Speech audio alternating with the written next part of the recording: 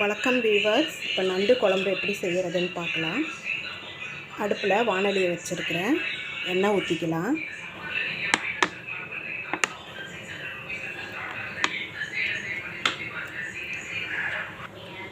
எண்ணெய் காஞ்சதும் சோம்பு போட்டுக்கலாம். சோம்பு பொரிஞ்சது பச்சை மிளகாய்,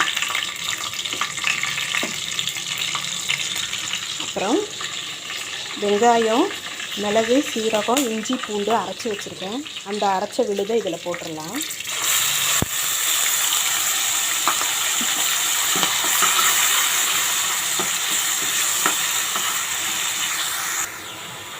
தக்காளி போட்டுக்கலாம்.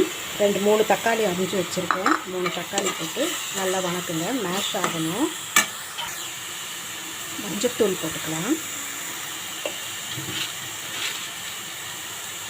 இதுக்கு தேவையான அளவு உப்பு போட்டு வணக்குங்க. காரத்துக்கு தகுந்த மிளகாத்தூள் போட்டுக்கோங்க.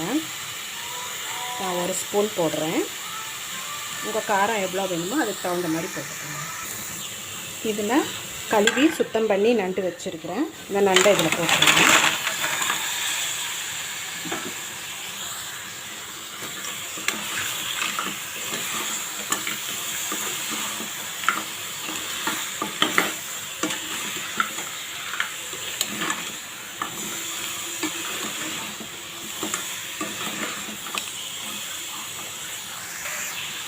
கொஞ்சம் தண்ணி ஊற்றி வேக வச்சுக்கலாம். தண்ணி ஊற்றிக்கலாம்.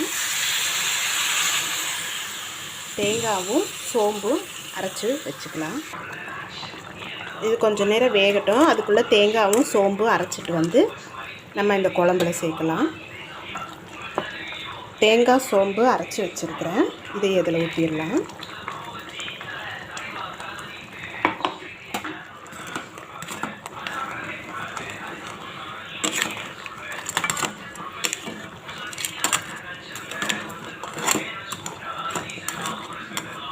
நல்லா கொதிக்கணும். உங்கள் நண்டு குழம்பு ரெடி ஆகிடுச்சு. இது சாதத்துக்கெல்லாம் ஊற்றி சாப்பிட சுவையாக இருக்கும்.